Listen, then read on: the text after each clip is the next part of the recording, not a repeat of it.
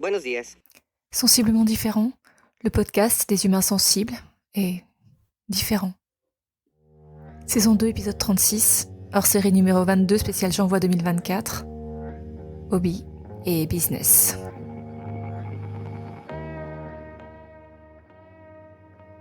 Salut et bienvenue dans ce nouvel épisode de Sensiblement différent, hors série spéciale J'envoie 2024.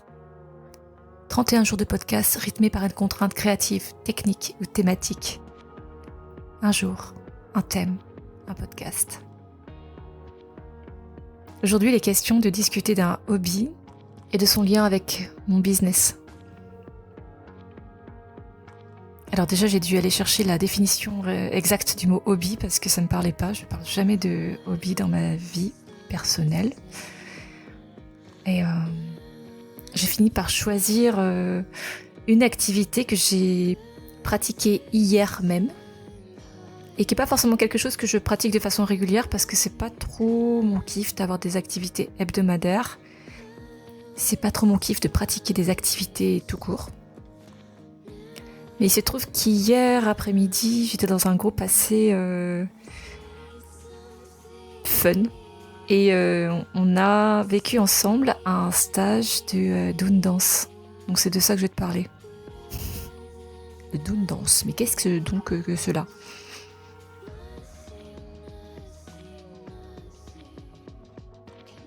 Je m'appelle Magali Darnay, je suis thérapeute en kinésiologie transpersonnelle, podcasteuse, coach émotionnelle, musicienne, chanteuse.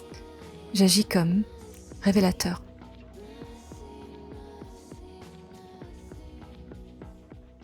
Le Doon Dance, c'est quoi ? C'est une contraction entre deux mots, le Doon Doon et la danse africaine. Donc le Doon Doon qui est un instrument de percussion africain, mandingue pour être précis, et la danse africaine, donc qui est un art traditionnel de la culture africaine, qui est d'ailleurs à l'origine d'influences de beaucoup de styles de danse dans le monde à ce jour. Alors les Doon, ce sont donc des instruments de percussion. Ils sont constitués de tambours de différentes tailles, de différentes profondeurs et de différentes tonalités. On joue dessus avec des baguettes. Ils sont constitués de bois, d'une peau et de cordes. Et ils émettent des sons qui sont à la fois graves et puissants. Dans les Doon, il y a à peu près 3 tailles de tambour. Donc le Dunumba, le plus grand et le plus grave, le Sangban, moyen avec une tonalité intermédiaire, et puis le Kenkeni, qui est le plus petit avec un son un peu plus aigu. Donc les trois interagissent, se répondent, c'est comme un dialogue, c'est à la fois une symphonie et un dialogue. La danse africaine, c'est un truc que j'ai pratiqué assez longtemps. C'est pas franchement quelque chose qui m'appelait de façon instinctive. Enfin, je me suis jamais dit, tiens, je vais faire de la danse africaine. Mais il se trouve que ma frangine était pratiquante, voire prof de danse africaine. Et elle me disait, mais allez, viens. Et moi, je disais, mais non, allez, ok.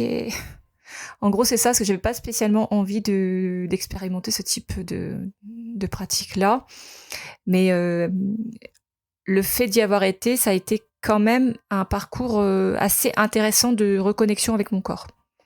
Reconnexion avec mon corps, reconnexion avec la terre également, parce que c'est une danse qui est très terrestre, qui est très reliée à la terre. C'est pas quelque chose d'aérien, ça peut l'être, hein, cela dit, mais c'est à la fois physique, poétique et terrestre, quoi.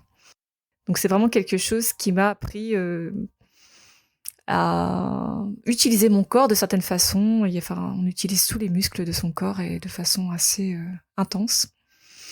Et tout en faisant quelque chose qui finit par être synchronisé, harmonieux. Et puis, ce que j'aime vraiment dans cette danse-là, c'est qu'elle raconte quelque chose. Elle raconte des histoires, elle raconte des traditions, elle raconte des rituels, elle raconte des éléments de la nature. Donc il y a aussi une connexion entre les croyances, le spirit et puis la vie quotidienne, quoi. Donc tout ça se retrouve à travers les différentes danses. Association de danse et de percussion. Moi, la percussion, c'est quand même quelque chose que j'aime beaucoup parce que c'est de la musique, parce que c'est du rythme et parce que voilà, on tape sur un tambour, c'est plutôt thérapeutique comme pratique.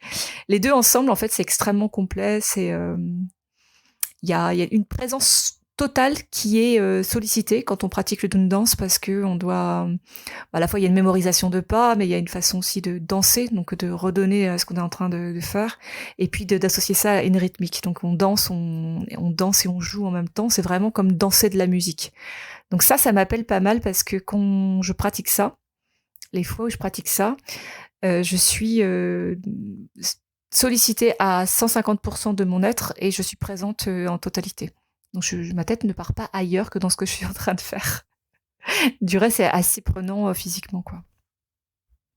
L'autre truc qui est assez spécifique, c'est que on danse et joue accompagné de musiciens, donc qui eux jouent des percussions, djembé et dundun.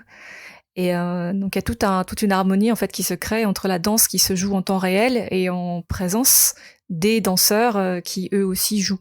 Donc ça crée quand même une espèce d'osmose qui est très particulière et qui donne une valeur de l'instant, quoi. On peut pas vraiment, c'est pas quelque chose qui est sur une bande musicale ou sur un enregistrement. C'est quelque chose qui est vraiment de l'art vivant dans l'instant. Le spectacle se monte pendant qu'on est en train de le vivre. Donc ça lui donne vraiment une saveur très particulière et que j'aime assez fort, quoi. L'autre élément assez important, c'est que ça se pratique donc de façon collective. Donc il y a tout un groupe qui partage ça. Et autant j'ai pas forcément une passion majeure pour toutes les productions collectives, autant là il se passe quand même quelque chose qui unit les gens de par cette musique qui se joue ensemble. C'est-à-dire que non seulement il y a la chorégraphie effectivement qui est répétée de façon collective, mais en plus il y a un jeu de musique qui est dans les questions-réponses et le jeu ensemble qui confère vraiment une dimension très particulière et puissante. Enfin, il y a vibratoirement ça t'emmène, quoi. Enfin moi ça m'emmène. Et c'est un pouvoir énergisant quelque part. Je sais que hier quand je suis arrivée au stage, j'avais l'impression que mon corps était en PLS et que j'avais plus de cerveau, que j'avais plus trop de présence. Et je suis repartie vraiment complètement reboostée. Enfin, comme si mon corps était nourri de ce qui se passait en fait. Donc il y a un côté quand même assez thérapeutique parce que quand on tape sur une percussion, on y met vraiment de l'énergie et t'as l'impression en fait que t'es en train de passer dans ta frappe ce qui peut t'agacer ou ce qui peut en fait te perturber et que t'as envie dans lequel t'as envie de mettre un shoot, mais tu le fais de façon musicale, tu transcendes ça en fait. Donc moi je trouve ça assez thérapeutique. D'ailleurs j'utilise ce type de détournement dans mes pratiques, à dire mais vous pouvez pas faire soit de la boxe ou prendre un sac de frappe ou utiliser quelque chose dans lequel on peut mettre de l'énergie corporelle mais sans détruire. Alors quand ça devient un art, c'est encore plus fort, quoi. Et quelque part, c'est aussi ce qui était utilisé quelque part dans des arts comme la danse africaine ou la capoeira, où les prisonniers ou les gens détournaient en fait l'entraînement au combat par des danses. Et même si ça n'a pas tout à fait la même valeur ou la même symbolique maintenant, on peut quand même transcender des énergies qui sont assez guerrières ou qui sont de l'ordre de la colère, de la rage, de la frustration, et la transcender à travers cette danse-là. Mais ça a vraiment un impact dans l'énergie qui est puissant. Puissant sur soi, de reconnexion, de centrage, d'alignement, enfin c'est énergisant, quoi. Donc c'est pas quelque chose que je pourrais pratiquer tous les jours parce que ça demande beaucoup d'énergie et quand je pratique ça, je suis complètement à 350%. Parce que tu sautes, tu tapes, tu danses, tu fais tout à la fois. Mais par contre, l'impact, c'est que derrière ça, t'es vidé, mais de la bonne façon. T'es vidé et rempli en même temps, quoi. Il y a un parallèle quand même assez fort avec ce que je fais comme pratique dans ma thérapie, en fait. C'est qu'il y a une dimension corporelle qui est très présente. Il y a l'ancrage, donc parce que c'est une danse et la percussion, c'est quand même très terre. Et puis il y a une notion de rythme aussi. Donc le corps et l'ancrage, c'est facile de faire un parallèle avec ce que je fais parce que je travaille sur la mémoire corporelle, mémoire cellulaire, et je travaille beaucoup sur l'ancrage parce qu'on a beaucoup tendance aujourd'hui à être dans notre mental et à oublier en fait d'être dans son corps. Donc réintégration du corps, ça fait quand même beaucoup partie de ce que je fais de ce que j'invite les personnes qui viennent me voir à faire. Le côté rythmique, c'est un côté timing. C'est-à-dire que quand on est dans le bon rythme, on a un peu cette sensation d'être au bon endroit, au bon moment. Ça crée une harmonie, en fait. Et quand je m'imprègne de ça, ça me permet de dépasser une de mes faiblesses ou une de mes grandes difficultés, c'est d'être à l'heure. Mais quand je pratique le rythme et quand je joue un rythme sur des percussions, ça m'aide vraiment à intégrer ça comme une source de joie et d'accomplissement et comprendre que cette symphonie-là, elle a un sens, quoi. Donc quand tu es au bon endroit, au bon moment, les choses, elles s'alignent, elles deviennent harmonieuses, quoi.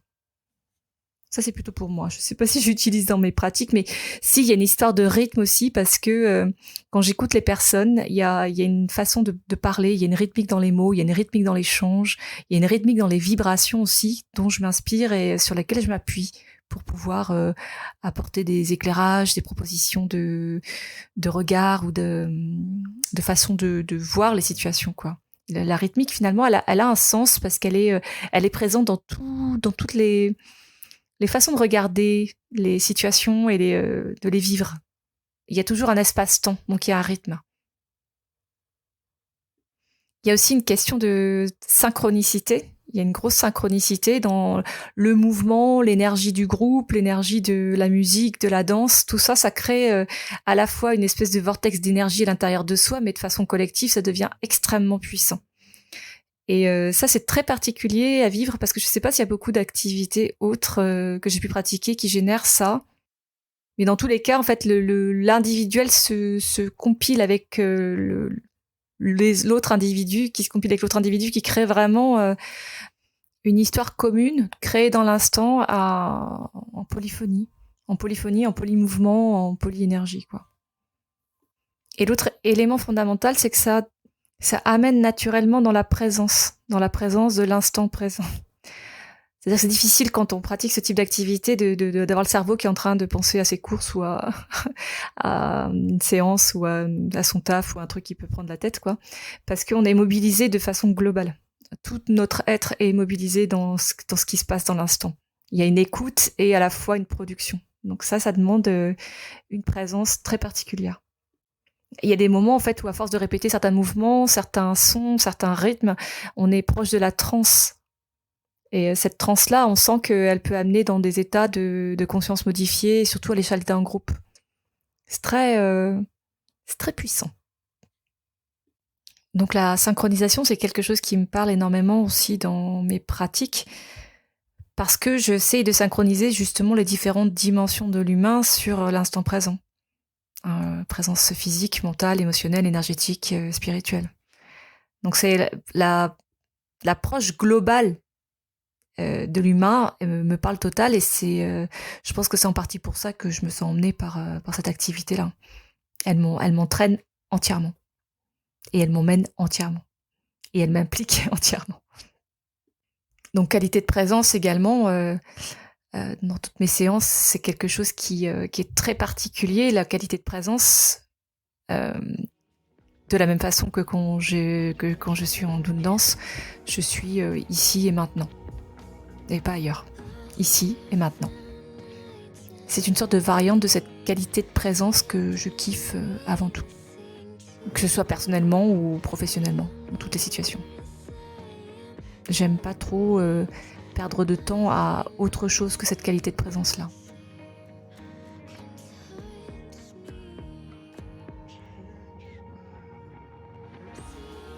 Voilà, si tu veux pratiquer toi aussi les doon dance, je vais te laisser les coordonnées du binôme qui pour moi est le meilleur en la matière au niveau local. Tu pourras le voir dans la bio. Tu as aimé cet épisode ? Le prochain c'est déjà demain. Et demain je te partage une récente leçon.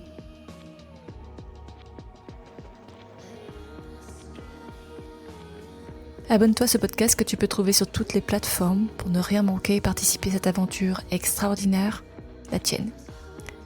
Tu peux choisir d'être simple auditeur ou de devenir acteur, alors n'hésite pas, commente, like, partage et rejoins la communauté de sensiblement différents.